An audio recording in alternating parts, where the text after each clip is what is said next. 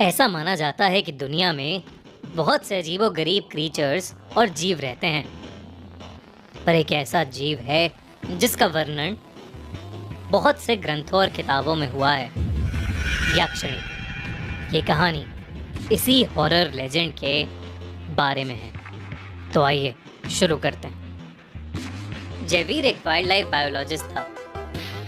बचपन से ही उसे वाइल्ड एनिमल्स के बिहेवियर को स्टडी करना बहुत पसंद था। जयवीर अपनी डॉक्टरेट थीसिस के रिसर्च वर्क के लिए साउथ इंडिया के घने जंगलों में वाइल्ड लाइफ एक्सप्लोर करने के लिए एक एक्सपीडिशन पर आया था। जयवीर के साथ उसके कुछ दोस्त भी आए थे, पर जयवीर को वाइल्ड लाइफ से एक अलग ही तरह का लगाव था। जहां उसके दोस्त एयरपोर्ट से सीधा होटल जाकर रेस्ट कर रहे थे, वहीं जयवीर अपनी सारी तैयारी कर अकेले ही फॉरेस्ट एक्सपीडिशन पर निकल पड़ा था। जयवीर बहुत ही ज्यादा एक्साइटेड था। ऐसा लग रहा था कि जैसे वो अपने ड्रीम वर्ल्ड में आ गया हो।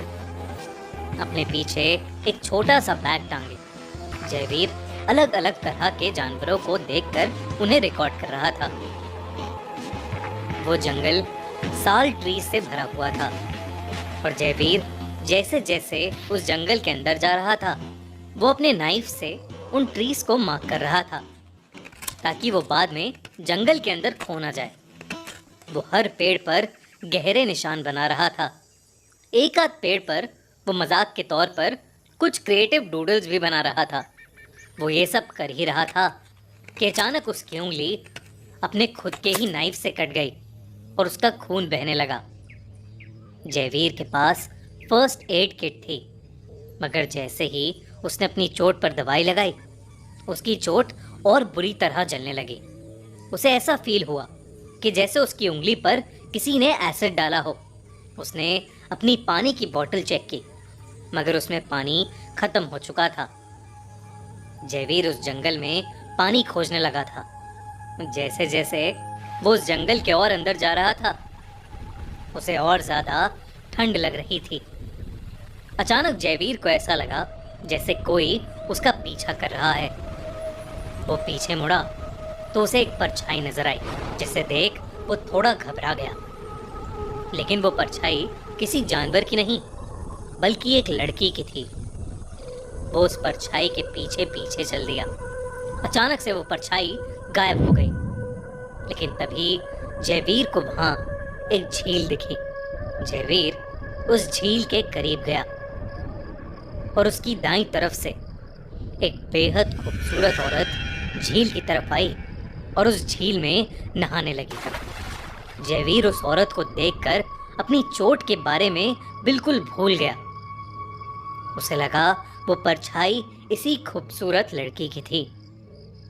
कुछ देर तो जयवीर वो नज़ारा देखता रहा, मगर फिर जयवीर को शर्म आने लगी, इसलिए वो अपना मुंह फेर कर वहां से चल दिया। जब वो वहां से वापस जा रहा था तो जयवीर को पीछे से एक जोर का धक्का लगा और वो नीचे गिर गया। जयवीर जंगल के एक ऐसे कोने में था। उसे समझ नहीं आ रहा था कि वो कहां जाए, लेकिन तभी उसे एक बेहद अनोखी खुशबू आई। उसे उस खुशबू से एक अजीब सी बेचैनी होने लगी थी, इसीलिए वो उस खुशबू के पास जाने लगा। कुछ दूर जाते ही एक पेड़ के पीछे जयवीर को लंबे काले बाल दिखाई दिए। वहां कोई औरत खड़ी थी और वो खुशबू उस औरत से ही आ रही थी, मानो उसने अभी अभी अपने बदन पर काफी सारा इत्र लगाया हो। जयवीर को पता नहीं क्या हुआ, वो उस औरत की तरफ खिंचा चला गया। जयवीर जैसे ही उस औरत के करीब पहुंचा, उस औरत ने और आगे चलना शुरू कर दिया और जयवीर बिना कुछ सोचे उसके पीछे पीछे चलने लगा। ऐसा लग रहा था कि जयवीर अपनी सुध बुध खो चुका था और उस घने जंगल के अंदर चला जा रहा था। कुछ दूर चलने के बाद जयवीर ने उस औरत को आवाज लगाई, सुनो, तुम कौन हो और अकेली इस जंगल में क्या कर रही हो? वो औरत वहीं रुक गई, लेकिन उसने कोई जवाब नहीं दिया। जयवीर उसके करीब गया और उसने उस औरत के कंधे पर अपना हाथ रख दिया। उसके हाथ रखते ही वो औरत पीछे पलटी। जयवीर ने अपनी जिंदगी में उससे ज्यादा खूबसूरत औरत पहले कभी नहीं देखी थी। वो कुछ देर तक सिर्फ उसे देखता रहा।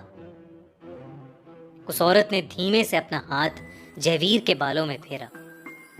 उस औरत के छूने के बाद तो मानो जयवीर उसका दीवाना सा हो गया। उसकी आंखें हल्की लाल होने लगी, मानो जयवीर को किसी चीज का नशा हो गया हो। उसने उस औरत को अपनी ओर खींच लिया। उस औरत ने जयवीर से पकड़ छुड़ाई और उसका हाथ थामकर उसे जंगल के और घने हिस्से में ले जाने लगी। अंदर जाते हुए जयवीर को कोई होश नहीं था। वो चुपचाप उस खूबसूरत औरत के पीछे पीछे चलता रहा। चलते चलते अब जयवीर को कई सारे जानवरों की आवाज आने लगी थी। जंगली जानवरों के गुर्राने की आवाज धीरे धीरे तेज हो रही थी। अब जयवीर और वो औरत चलते हुए जंगल के बीचों बीच पहुंच गए थे। वो औरत धीरे धीरे जयवीर के शरीर पे अपना हाथ फेर रही थी और देखते ही देखते उसने जयवीर की गर्दन पकड़ ली और वो जयवीर का गला दबाने लगी। जयवीर छटपटाने लगा और अपने आप को छुड़ाने की कोशिश करने लगा। अब उस खूबसूरत औरत का रूप बदलने लगा था। वो एक बेहद डरावनी चुड़ैल में बदल गई। जयवीर का दम घुट रहा था। उससे कुछ भी बोला नहीं जा रहा था। तभी जयवीर के सीने में बहुत तेज दर्द उठा, ऐसे जैसे किसी ने जलते हुए अंगारे उसके सीने पर डाल दिए हों। वो जोर से चीखा और उसके चीखते ही वो चुड़ैल जोरों से हंसने लगी। उसने जयवीर को एक पेड़ पर टिका दिया और उसका गला पूरी ताकत से दबाने लगी।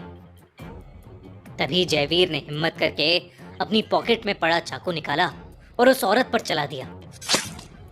1 मिनट के लिए उस औरत की पकड़ तो छूट गई, मगर उस औरत को चाकू के वार से भी कुछ नहीं हुआ। जयवीर के पास अपनी सांस वापस भरने का भी समय नहीं था।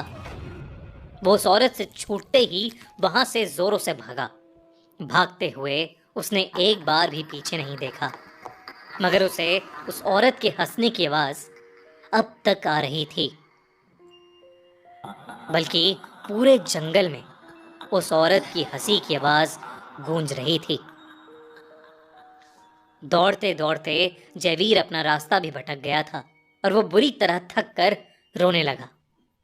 देखते ही देखते थकावट, डर और कमजोरी के कारण जयवीर वहीं बेहोश होकर गिर गया। रात भर जब जयवीर होटल रूम वापस नहीं आया तो उसके दोस्तों ने जंगल में एक रेस्क्यू टीम भिजवाई। कई घंटों की खोज के बाद उन्हें जयवीर अधमरी हालत में मिला और उसकी छाती और पेट पर अजीब से निशान थे।